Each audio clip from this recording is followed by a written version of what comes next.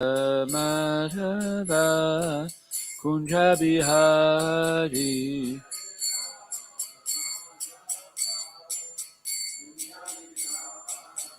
Jaya Radha Madhava Kunja Bihari.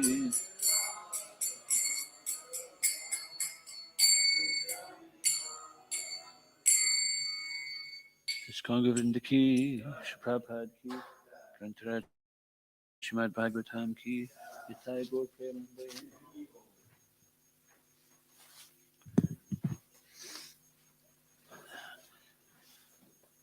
What's on the Vaishnav calendar, Prabhupada?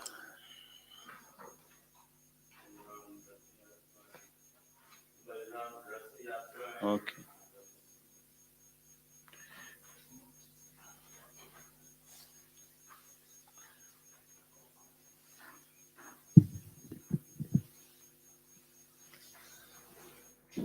Something to read there?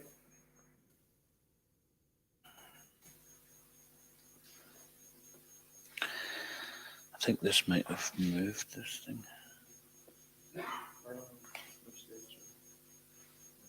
Okay. I'll read them. They're all today. Okay, so today is a busy day on the Vaishnav calendar. Balaram Rasa Yatra. As Krishna performs his Rasa Leela in the spring on Vaisakha Purnima, Balaram also performs Rasa Yatra, Rasa dance at this time, separately though with his own gopis. In order to keep the gopis of Vrindavan satisfied, Lord Balaram stayed there continually for 2 months, namely the months of Chaitra and Vaishakha. For these 2 months he kept himself among the gopis, and he passed every night with them in the forest of Vrindavan in order to satisfy their desire for conjugal love. Thus Balaram also enjoyed the rasa dance with the gopis during those 2 months. That's from Krishna book. It's also Sri Krishna Vasant Ras. Lord Krishna's spring rasa lila pastime on this full moon night. The devotees usually leave out pots of sweet rice for the Lord to enjoy during his rasas. So there's a couple of interesting stories in Krunabhavan regarding that. Because of the roofs in Krunabhavan, they couldn't exactly. Typically, they used to put the pot of sweet rice on the roof. Would make a flower seat, invite the lords to come and take the sweet rice during the Rasa Leela as a refreshment for them. So we used to have these RVs, American motorhomes, with a ladder up the back. So we'd climb up the back and put the sweet rice on there because we didn't have a flat roof. But at least one occasion, the devotees forgot to take it down and they went travelling the next day with the sweet rice on the roof. And miraculously, Shishi Kodnitam Apishashikija, they got down to Yorkshire and it was still there. So there's like 2 or 3 of them had a whole big pot of sweet rice for the next few days. It's Sri Vamsidas Thakur.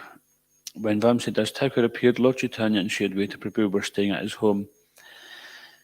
After the disappearance of Srimati Vishnu Priya Devi, he moved her Mahaprabhu deity to Koladweep, present-day city of Navdweep. He began worshipping him along with Pranavalabha, a deity of Krishna. Vamsivadan wrote wonderful poems and songs expressing the philosophy of Gaudiya Vaishnavism. He was also the incarnation of Lord Murli Manohar's flute, Vamsi. So it's not surprising that Vamsivadan Thakur's words contain sweet mellow expressions of devotion. So his name was Vamsivadana, and he spoke very sweetly because he's Krishna's flute, known as Vamsi. Was it his disappearance? Appearance. And then finally, Sri Shyamananda Pandit, feeling very sad, Dukhi, over losing 7 children before his birth, his parents named him Dukhi Krishna Das. Upon Diksha from Hridaya Chaitanya, he became known as Krishna Das. In Vrindavan, he joined Narottam Das Thakur and Srinivasacharya to study the Goswami books under Sri Jiva Goswami. While living in Vrindavan, Krishna Das regularly swept the streets before dawn. He performed this humble service so that the Vaishnavas would not hurt their feet while walking to the temples. One morning, he found a captivatingly beautiful golden ankle bell. When Lalita and Vishaka Shakis asked for the ankle bells, Krishna Das said he would only give it to the original owner. So he knew who the owner was. So this was his intelligence, transcendental intelligence, to get darshan of the original owner. Blindfolding Krishna Das, the gopis brought him to Srimati Radhika. She allowed him to put the bells on her ankle, but before fastening it, Krishna Das reverentially touched it to his forehead. This left a new tilak mark, which now distinguishes all of Shyamananda's followers. Rejoicing over Krishna Das's transcendental fortune, Sri Jiva Goswami awarded him the name Shyamananda, one who pleases Srimati Radharani, or the servant of Shyamasundar Krishna. Sometime after Hridaya Chaitanya's disappearance, he reappeared in a dream telling Shyamananda to preach. With the help of his foremost disciple, Rasikananda, Shyamananda profusely spread the worship and service of Gaura Nityananda all over Orissa. So I think this was also the devotee who, after that pastime, he appeared before his spiritual master with a new tilak. The spiritual master chastised him for having, what is this speculative tilak?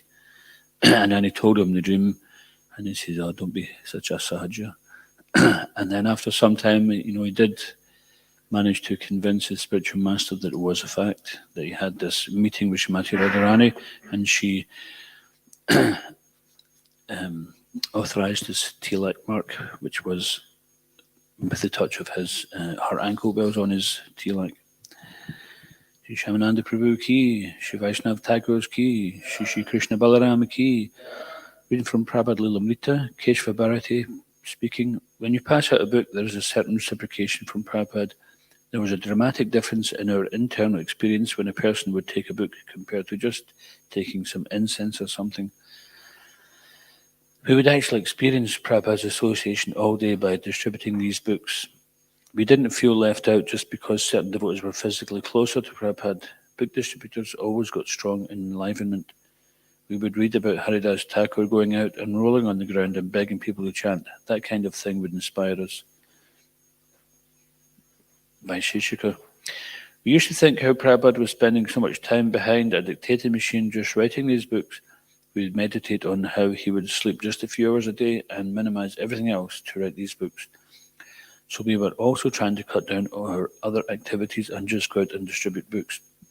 Prabhupada said a devotee should be in the mood of the 6 Goswamis. So we were singing those prayers every day. We felt a real connection. Even in the beginning, a devotee told me, "Where's Prabhupada, do you know?" And then he said, "He's in his books." That mood was always there. We always felt that connection. Jagadatri Devidasi. When I was distributing Prabhupada's books, I understood that was the most pleasing thing I could do for him. I was helping him to fulfill his spiritual master's instructions, and so he was pleased. And he was even more pleased if I did it nicely. I always used to hear the story about how Bhaktisiddhanta Saraswati would be happy if someone went out and distributed even one magazine, because it's actually the mood of Sankirtan, of going out and trying to give mercy to the conditioned souls, that counts. I always wanted to do welfare work. I like the feeling of doing something for people, so this is a summum bonum of helping people. You're helping them to go back to Godhead. That was my motivation, and we automatically became purified by bringing other living entities to Krishna. Lavanga Latika Devidasi. Having heard Srila Prabhupada speak, and knowing that he was always reading from these books, the Srimad Bhagavatam, and that he was practicing that you have to distribute this knowledge to others, made it all very simple. That is, you just knew that this was Srila Prabhupada's desire. He was always telling us that he was giving us this knowledge, and that once you have this knowledge, you have to distribute it to others. Srila Prabhupada came to America to preach with his disciples, so we must do it. Because it's Prabhupada's desire. He spent so much time translating these books to be distributed. You just want to distribute to others, and you want people to have these books in their homes. Srila Prabhupada ki, Transcendental Book Distribution ki. Om Namo Bhagavate Vasudevaya. Om Namo Bhagavate Vasudevaya. Om Namo Bhagavate Vasudevaya. Reading from Srimad Bhagavatam, Canto 6, Chapter 17, entitled Mother Parvati Curses Chitraketu. Is it 15? Ata papiyasim yonim. Ata papiyasim yonim. Asurim yahi durmate. Asurim yahi durmate. Yateha buyo mahatam. Yateha buyo mahatam. Na karta putra kilbisham. Na karta putra kilbisham. Atapapiya simyonim. Asurim yahidurmate. Yateha buyam mahatam. Nakarta putra kilbisham. Atapapiya simyonim. Asurim yahidurmate.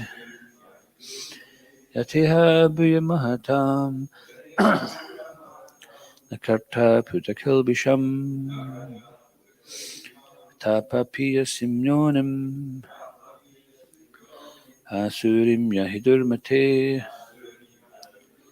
Yateha mahatam. Nakarta putakilbisham. Please chant.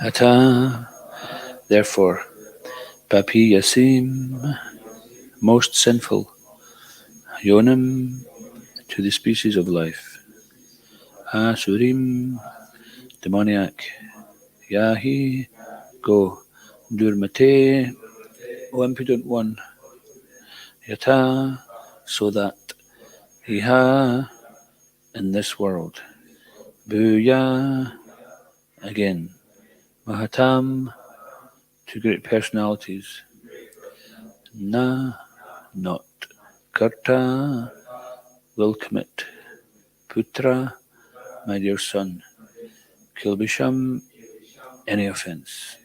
Translation, O impotent one, my dear son, now take birth in a low, sinful family of demons, so that you will not commit such an offence again toward exalted saintly persons in this world. Please repeat, O impotent one, my dear son, now take birth in a low,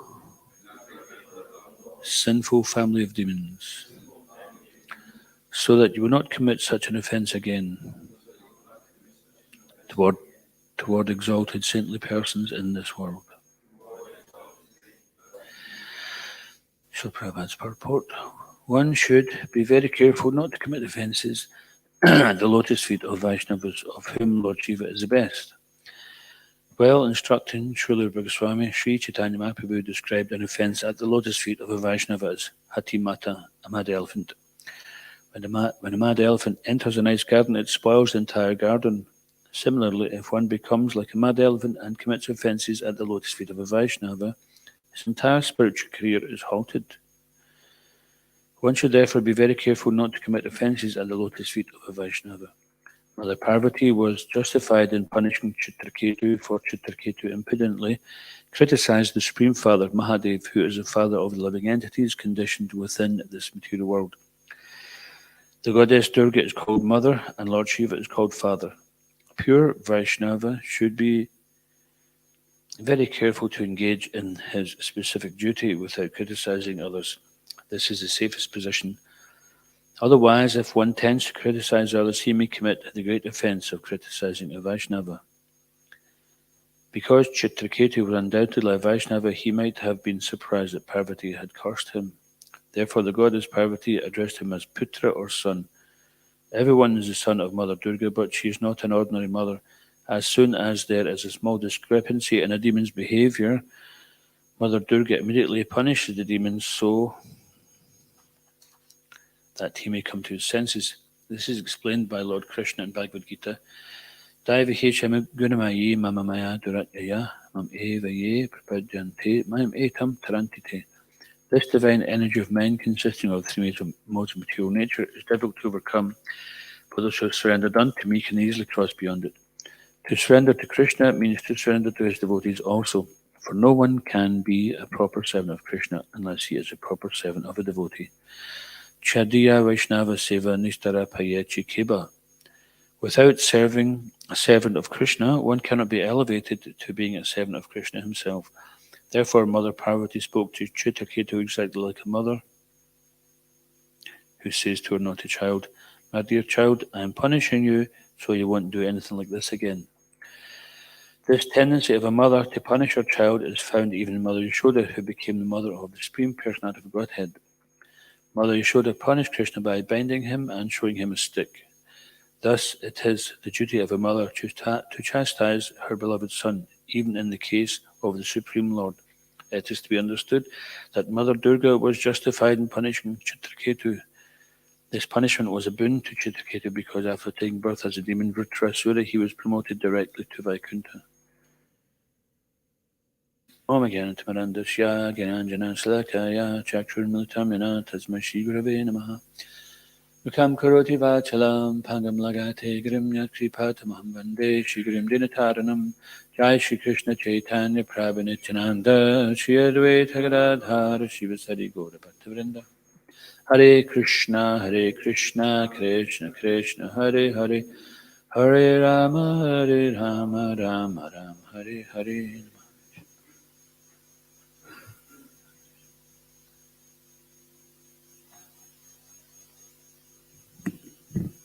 O impudent one, my dear son, now take birth in a low, sinful family of demons, so that you will not commit such an offense again toward exalted saintly persons in this world.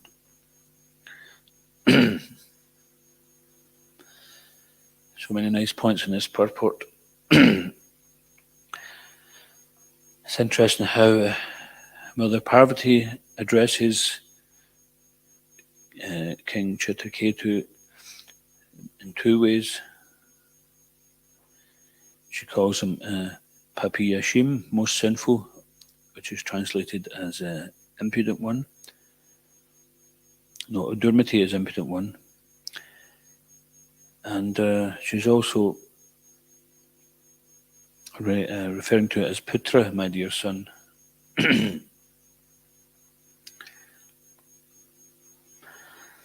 So first of all, she's addressed him as impudent one because he did some mistake. He made some offense. And then to show that she is still a well-wisher, she calls him my dear son. And also she's assuming a superior position. If she was just to address him as a king, then it would be putting her in an inferior position. So she addresses him as son.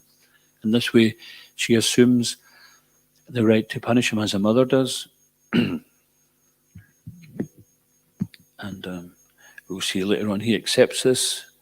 And even when he gets that birth as Vritrasura, then he's quite enthusiastic to be killed by Indra. When you ever say anyone that's enthusiastic to be killed? Indra's like, "Oh, I can't kill you." She says, "No, you have to do it. I'm a demon. It's your duty." Just see the Bhagavad Gita here. This is what the Bhagavad Gita is all about. It's about doing duty. When we do our duty, we know we're right. We know we're safe. I remember having this quandary once, that someone asked me to do something which I wasn't keen on, and I kind of questioned it in my mind, but then I realised that, well, I'm being asked to do it, and for my reasons, I don't want to do it, but I don't know if the other person has a bigger picture to consider, and it's just because I don't want to do it that I'm coming up with some reasons. And I thought, in any case, if I do it, I'm rightly situated. This is how we're connected. But we see if and when devotees find it too much of a challenge to surrender to authorized lines of succession, then eventually it comes up against a crossroads where that maybe they have to choose between following the right path or following themselves. Even to the point where people rejected Prabhupada and Prabhupada's translations of the books. There was one instance where someone was trying to correct Prabhupada, and he says, "Well, now you've become so intelligent, you can chastise your spiritual master." So we should always remember where we come from. It's by the mercy of the devotees that we're all making some advancement, and ultimately we're all indebted to our founder Acharya, without whom none of us would know anything. And he set the example. He showed an example which we have to aspire to, is it not to take credit for ourselves, but to give credit to those who are helping us and to those who are engaging us. And Prabhupada did that. When Vyasa Puja, after the devotees had glorified him, he said, actually, it's only by the mercy of my spiritual master and that you're all here to help me fulfill his order, which I left it till the fag end of my life to do something about. So he wasn't, how can the devotees compete with such genuine humility? But this is how he feels. But it's not that he's morose, he's extremely satisfied, he's very enthused, because he is feeling fulfilled that the order given to him as a young man is now being manifest, and he's seeing that all the people come along are sent along by his spiritual master to fulfill this order. So we shouldn't isolate ourselves in devotional service. They say that no man is an island. So especially in devotional service, and the Goswamis were encouraging us also to take devotee association, to the extent where they list different types of devotees and how we should associate with them differently. So would anybody like to mention what are the 3 types of devotees and how we can associate with them differently?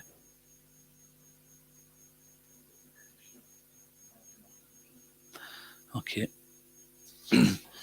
And but in relation to yourself, then there's those who are junior to you, there's those who are your peers, and then there's those who are your superiors.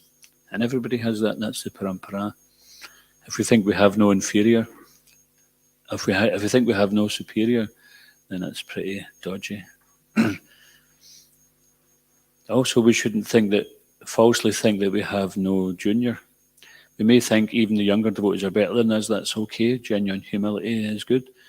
But at the same time, it's our duty to be compassionate to those who are junior to us in terms of either years or spiritual advancement. So with those who are junior to us, then how do we relate to them? Yeah. Those who are our peers.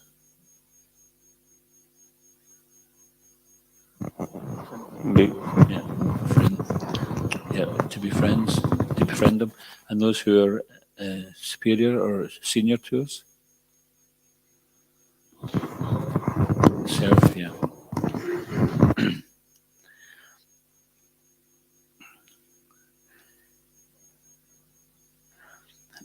So there's a lot of nice points in the purport. I'll try and read through it again and just pick them out one by one, because a lot of very relevant things here to help us in our devotional service. One should be very careful not to commit offences at the lotus feet of Vaishnavas, of whom Lord Shiva is the best. So there's that verse, Vaishnavanam yatha Shambhu, that of all the devotees of the Lord Shiva is considered the best. So a devotee worships Lord Shiva in that he is the topmost Vaishnava, He's also considered Vishnu in the sense that he's not Vishnu Tattva, he's Shiva Tattva. But this is explained in the Brahma Samhita, that just as milk and yogurt are the same, but they're also different. So milk can produce yogurt, but yogurt can't produce milk. So in this way, Vishnu can produce Shiva, but Shiva can produce Vishnu. He can't manifest from. And so in this way, we understand Lord Shiva's position. And we're not neglecting Lord Shiva by not worshipping him. We respect him, honour him as the topmost Vaishnava and as Shiva Tattva, a special manifestation of the Lord. It's considered because we have the three gunas, the three modes of material nature. And we also have the Trimurti, the three presiding deities over these modes. So who's in charge of mode of ignorance? Ishan? Not you. He was about to admit it there. Lord Shiva. And then who directs mode of passion and mode of goodness? Now it's considered that creation and destruction are the easier of the two, because creation takes a certain amount of time, so there's destruction, but maintenance requires constant effort, and only Lord Vishnu can do that. For maintenance is a mode of goodness. So sometimes we're doing some maintenance work in the temple and we shouldn't think, oh, this is just Sudrik Tivi. No, it's maintaining the Lord's property. Sweeping the road out there is the same as polishing the deity's paraphernalia. It's maintaining the Lord's property. And it's particularly for the purpose of bringing people here to give them a nice impression so they can come back and get more Krishna consciousness. Whatever level people arrive here, we want to be able to pave the way for them to want to come back and increase their level of understanding. So we certainly should avoid offences, because when we offend the devotees, we lose the taste for the holy name. We may be chanting the holy name, we may be rattling out some shadow names, but the taste may not be there because something is in the way. Aparad. So aparad means offence, just like the word rad or radha, aradhananam sarveshu, that worship, so the opposite of worship is offence. So you may have some regard for someone, you may have some respect, you may have deep respect, you may have great respect, but beyond that is worship, where that person you just feel is worthy of your worship. Unfortunately, in Kali Yuga, people are worshipping unqualified people, but the tendency is there.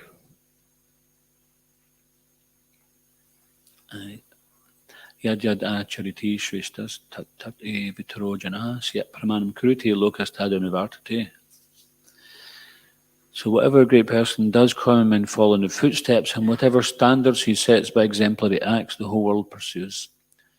So people look to see an example to follow.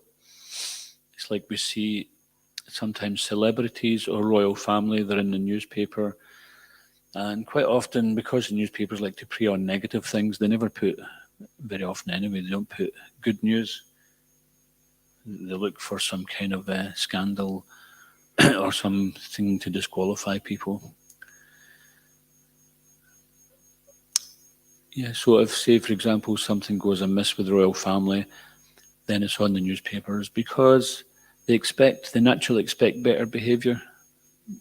It's intrinsic. Or sometimes they say that you should never meet your heroes, right? Because you could become disappointed. Because you've put them up on a pedestal, which they never, maybe they were hoping to be seen as, but in reality they're not that. Also, we should be careful not to follow blindly, because we put people up on a pedestal that they're not on, and then we knock them off. The very same people knock them off. We had one boy who used to visit the temple, and they used to consider everyone here was like, oh, they were brilliant, they were great, they're all pure devotees here. And after staying a few weeks, then he wanted to fight with everybody. because they were fake. They weren't the devotees that he thought they were, but he was the one that put them up there, and then he's the one that knocked them off.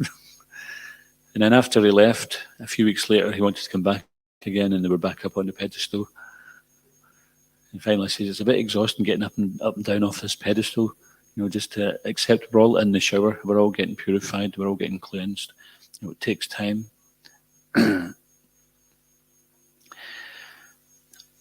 So it's not a case of simply that we have to see everyone as perfect, otherwise they're a reject. No, we're perfect because we're perfectly situated. We're all trying to be a devotee in Kali Yuga, which is very difficult. It's mentioned in the later cantos from Srimad Bhagavatam, where descriptions of Kali Yuga is given, that even Paramahamsas sometimes find it hard to agree in Kali Yuga, what to speak of ordinary conditioned souls.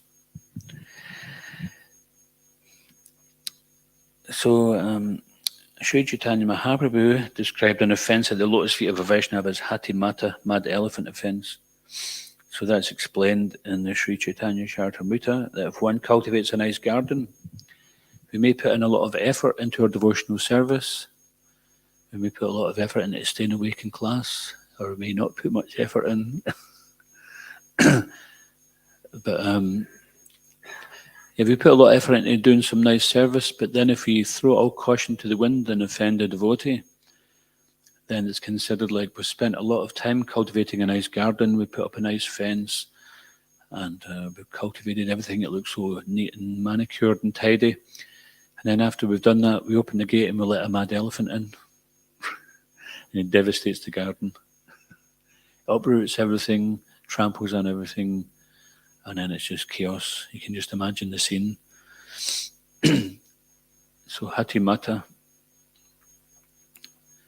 Hati or Hasti means elephant, and Mata means mad elephant. And sometimes you see this, you see a mad elephant. As soon as an elephant gets mad, then everybody scarpers to get out of the way. And it's so destructive. The power of an elephant. This was nature's JCB. They built huge temples with the help of elephants. Shishikodantai Mapashashiki.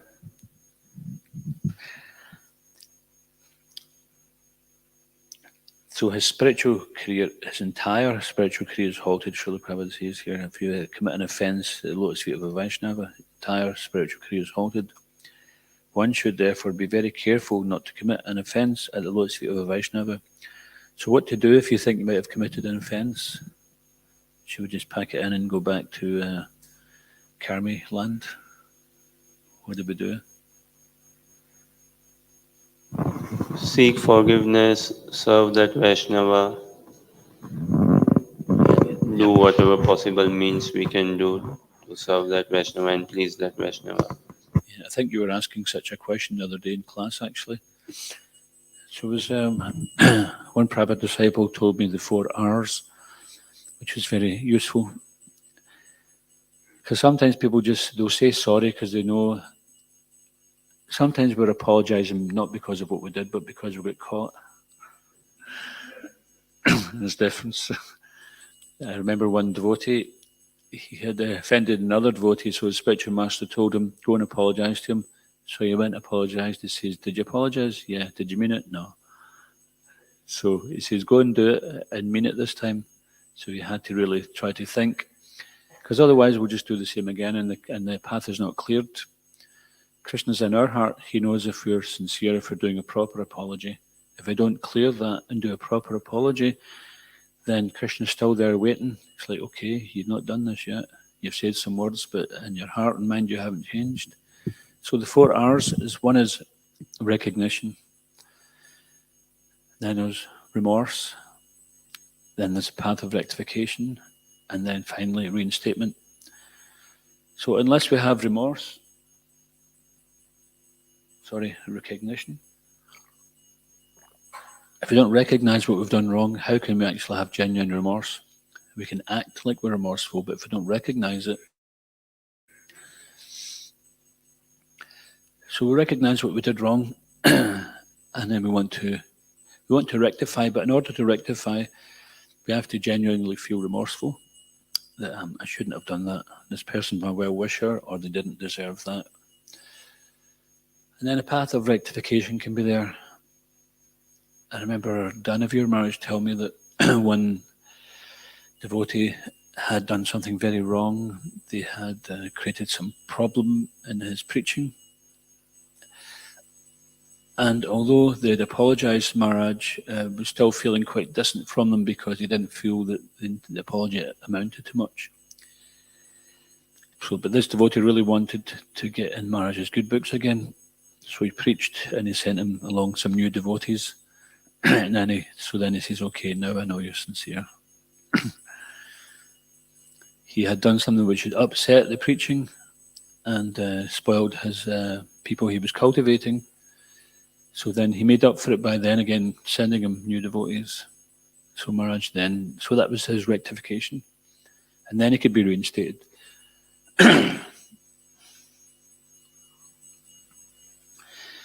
So without rectification, we cannot be reinstated. And this is what Mother Parvati is doing here. She's rectifying him. You made an offense, so now you have to spend a lifetime in a demon's body to contemplate, your situation. You become puffed up, impudent. You got some opulence and you got some position, and now you're looking down on everybody because of it. And you offended those who are actually superior and well-wishers, and therefore you need to be brought down a peg. So she brought him down a peg to take birth as a demon, but her mood was to rectify. It was a path of rectification so he could be reinstated, and he was. He was reinstated eternally in Krishna's association.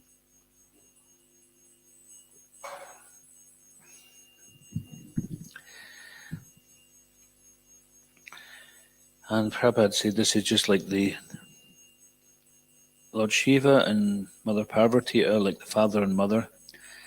In Kathmandu, Nepal, there's a temple called Pashupatinath. Has anyone here ever been? You went? I went, but they wouldn't let me in because I'm a Gori, a whitey. Maybe they let in now, but at that point they wouldn't let the white folks in. White trash. Trailer trash. But Pashupatinath means the father and lord of the Pashus, which are the animals. That's right, isn't it? Pashu means animal. Swapaki. Yeah. So Lord Shiva, he gives shelter to all the lost causes. And that's why you often see, some of the lost causes are attracted towards him. But they shouldn't imitate Lord Shiva because he smokes ganja. Then sometimes people, they get the matted hair and they smoke ganja and they, I'm a Shiva devotee, I'm a Shiva bhakta. I'm not so interested in Vishnu, Shiva's my thing. It's like, okay, so now you're imitating Shiva, you're not actually following him because he's a Vaishnava. So just as Lord Shiva could give darshan and hold discourses with the sages while Mother Parvati's on his lap, and not be affected, and the sages were quite happy to sit there listening to him. They weren't thinking, this is a bit odd. They were thinking, this is amazing, Lord Shiva speaking to us. So similarly, he can smoke ganja and not be affected. The ganja is not for us to smoke. So Prabhupada said, if you want to smoke ganja, because Lord Shiva smokes ganja, then you also have to drink an ocean of poison, because he did that.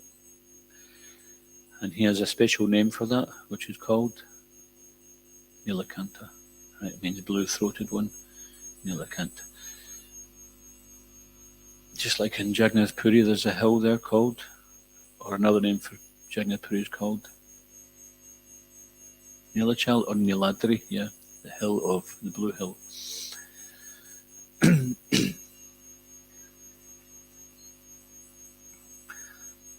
So Lord Shiva, he's compassionate to those who are in the mode of ignorance, and he is Vishnu in contact with the mode of ignorance, because Vishnu cannot be in contact with the mode of ignorance, so he manifests as Lord Shiva in order to supervise the mode of ignorance.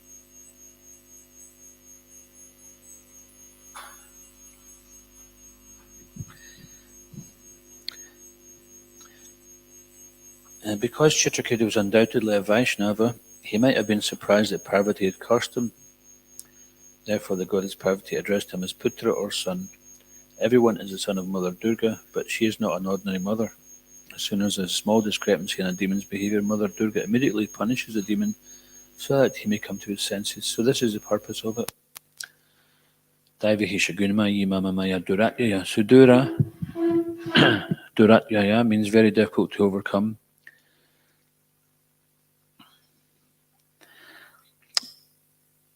And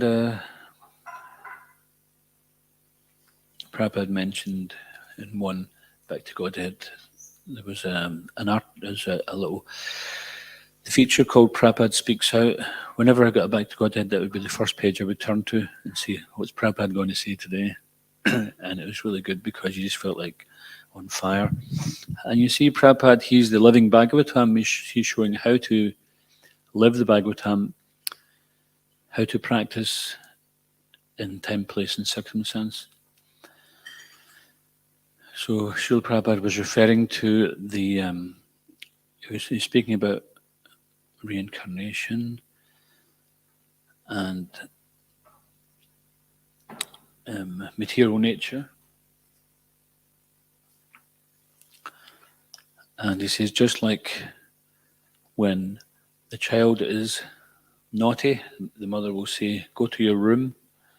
She'll punish him by sending him to his room. You know, you can go to your room without any supper tonight, and no laptop, no phones. So he said that just like a mother, Mother Durga, she'll punish the living entity who's a rascal. Go to your womb. So she sends it into another womb where they have to take birth in one of the 8,400,000 species of life. And gradually they learn. Now we think, well, how are we supposed to learn if we forget? But we also, we're not seeing it in the context of eternality, that once we learn this lesson, we're out of here forever. Janma karma chime divyam. One who comes to understand Krishna's appearance and activities as janma, and his karma, his appearance and activities as divyam, transcendental. Evam yovati tatvataha tyakvadeham punarjanma naiti mamati sojana. Not again, never. Naiti. Do they take birth again in this material world, but attains my eternal abode, Arjuna. And this is for all of us. So therefore, Srila Prabhupada has so expertly written these books, especially Krishna book. We see the pastimes of the Lord are written in such a way as that we have a little faith in Krishna. Then Prabhupada fans that spark to the point where we're just actually enthralled and engrossed in the Lord's pastimes. And we can see that nobody could have such an imagination to come up. Maybe one story, but not a whole book of like 90 odd chapters, is it?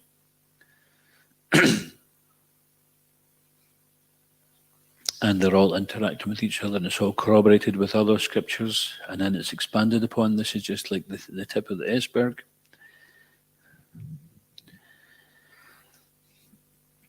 So to overcome the punishments which are lying in wait for us because of our karma, to overcome, we have to surrender to Krishna, and then we can overcome. And Krishna explains this at the conclusion of Bhagavad Gita. Sarva dharma parityaja mam ekam sharanam vraja ham tvam sarvam papibhyo mokshayishyami masuchaha. So if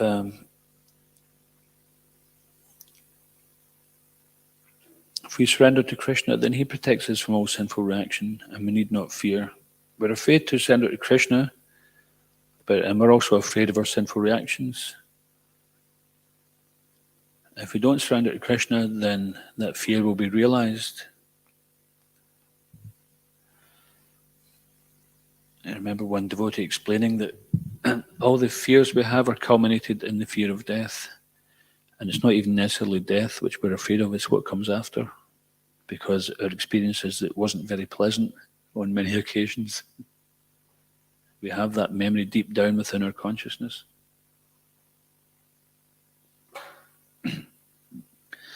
But those who surrender to Krishna, then they never have to see the agents of death, the Yamadutas. And it's not enough simply just to put on some neck beads and hope for the best. We have to do better than that. We have to give our life to the Sankirtan movement.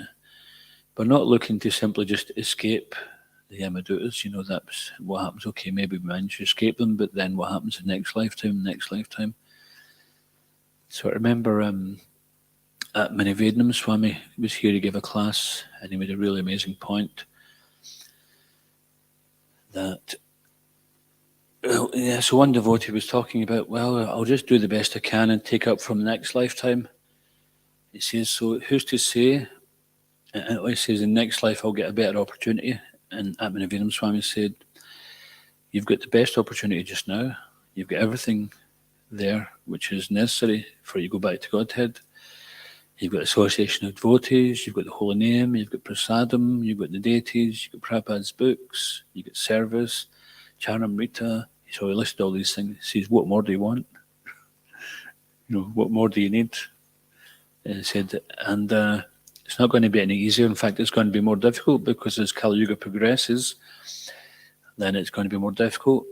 People's memory gets shorter, and mind becomes more disturbed, and there's more chance of getting distracted into some, horrific karmic activities.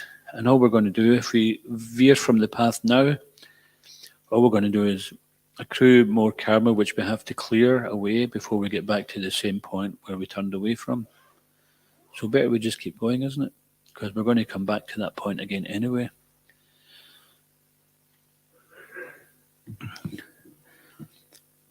So Prabhupada did say that the process is simple, but he also said, I never said it would be easy. And we find that, if we're finding it easy, then it's only a matter of time before you'll find that it's not always so easy. If it was easy, we wouldn't be in the material world. We'd already be back in the spiritual world. Unless there's any of you here who are simply just here to be merciful to us all and have descended from the spiritual world, of course.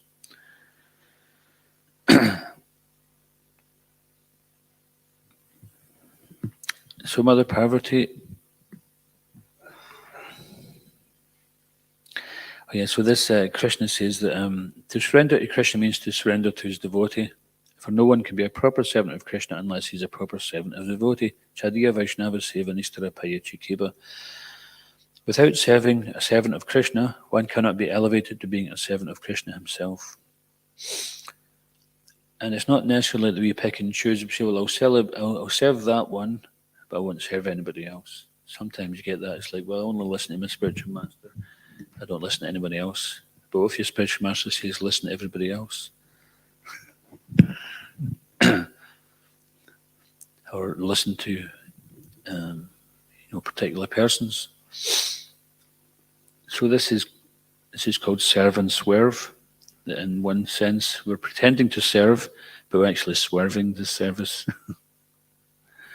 Or we're doing something else, but really something else is wanted of us. Can you do this? Yeah, actually, but I'm too busy doing this. I don't want you to do that, though. Do this. Yeah, okay, later, but let me do this first. Okay, if that's what you have to do it. But really the best thing is, to cooperate and serve together.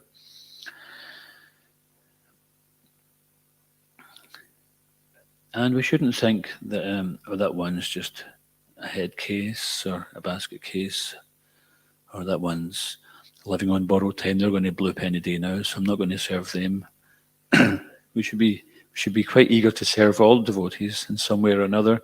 They don't have to necessarily be above us, and we're all serving. In fact, the spiritual master, he's the greatest servant.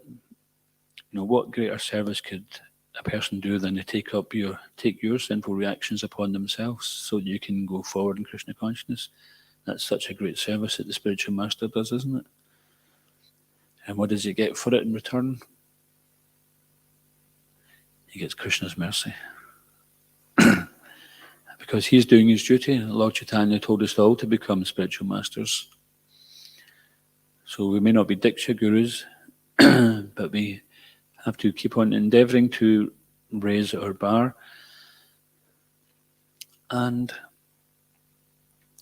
tried to spread this Krishna consciousness movement through various means, and interacting with members of the public, and also helping each other who are on the path as well. And just simply treating each other with respect. Anyone who's on this path, Prabhupada says that better to associate with the worst devotee than the best non-devotee. Because at least the worst devotee, even if they drive you around the twist, at least they'll remind you of Krishna. And they'll be worth tolerating. If you were stuck in a desert island, you'd rather be stuck there with Back to Space case than Elon Musk.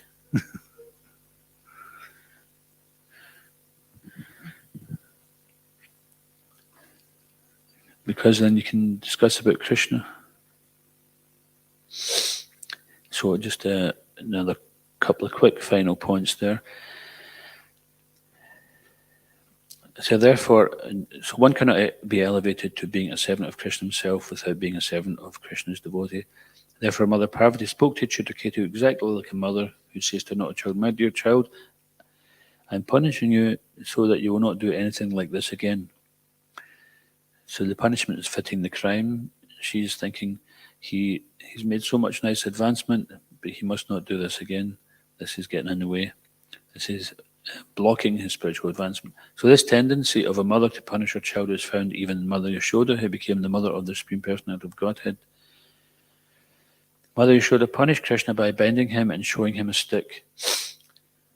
Now, we see here the important point is that she showed him a stick, and she didn't beat him with a stick. This is what Prabhupada said. Even in the Gurukul, he didn't say that they should use corporal punishment, actually just show the stick. So this is the thing. So sometimes it's a little fear is required. We don't like to be in fear, but if we're, Prabhupada says, a healthy type of fear is to be afraid of committing offences against devotees, to be afraid of displeasing the spiritual master. So if that type of fear motivates us to do better service, then it's a good thing. We accept what's the basic principle? Anyabilasi tasunam gyana kamadinavitam ayanikulyena krishnanu shilanam bhaktitam uttama. We accept that which is favourable and reject that which is unfavourable.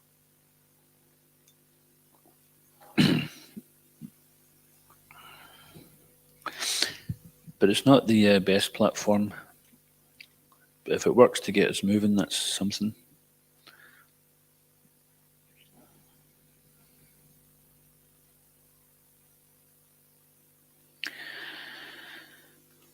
Thus, it is the duty of a mother to chastise her beloved son, even in the case of the Supreme Lord. It is to be understood that Mother Durga was justified in punishing Chitraketu.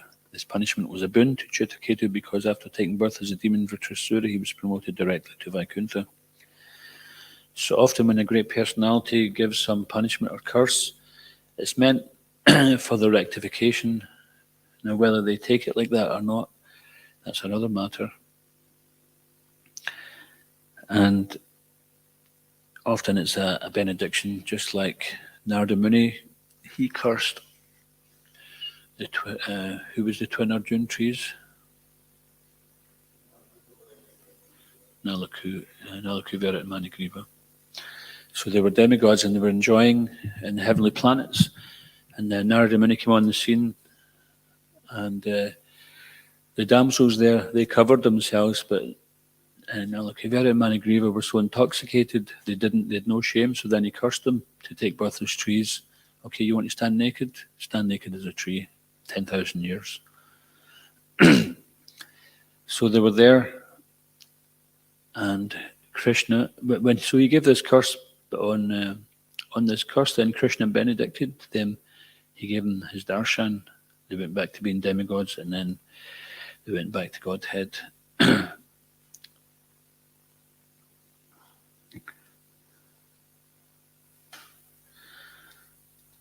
So we'll just stop there if anyone's got any questions, comments. And somebody? In the next purport, or the one after that, it says that Mother Parvati was ashamed because she'd misjudged Chitraketu. Chitraketu accepted it happily, but it was more in the mood of pulling Lord Shiva's leg, because Lord Shiva pulled his leg about the Vijayadhara ladies, and then Prabhupada makes a heavy comment about how women don't judge the situation properly, and so anyway, Chitraketu was happy with it. He accepted it as a boon, although she didn't feel so good about it.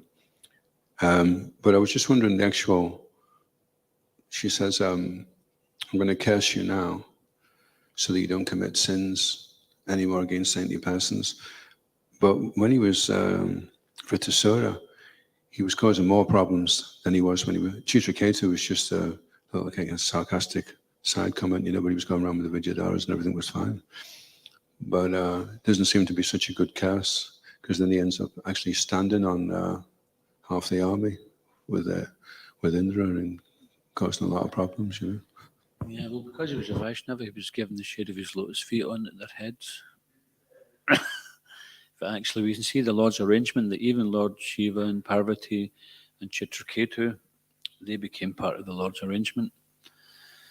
Because Chitraketu was simply enjoying for a long, long time, and Krishna wanted to take him back to Godhead, so he arranged some pastime where he would get cursed, so he'd take birth as a demon, get killed, and then go back to Godhead.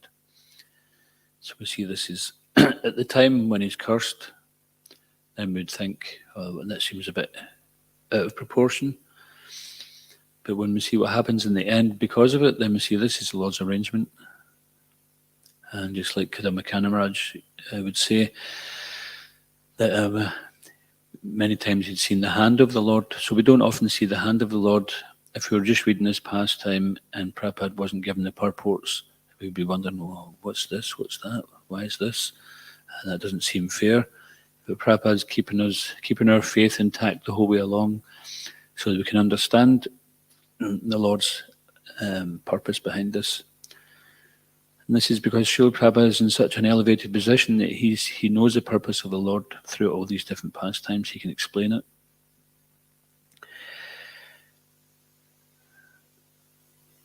So it kind of testifies to the surrendered nature of Shiva and Parvati and Chitraketu, that they were able to just surrender to the Lord's will and have this pastime take place. And just as with the Battle of Kurukshetra, there's many things, when Krishna does something, there's many things achieved. So it may appear that, for example, who was it that married Ganga and had some kids? Shantanu, yeah, and she was killing the kids, right? And she said, don't ask why. If you do, then that's when I leave. And then he couldn't not ask at one point. He asked, and then it was later on it was understood that she was just being an instrument in the karma. And this was an arrangement of the Lord, which she was aware of, that some living entities had to suffer also the result of a curse. So everyone goes through what they're supposed to go through by the arrangement of the Lord. Okay, anything else? Thank you, bro. So the translation says, now take birth in a low, sinful family of demons, so that you will not commit such an offense. And it is normally observed like someone born in a low, sinful family actually, commits offenses and all. So how is it like? It seems like, okay, if you take birth in a sinful family, then you are protected, you will be protected, safeguarded from committing an offense. Yeah, it's a very good question, because you would think you want to be in an environment which would cultivate the right attitude. And you would typically think those born in a low family are more prone to committing offenses because they're enemies of demons and demigods.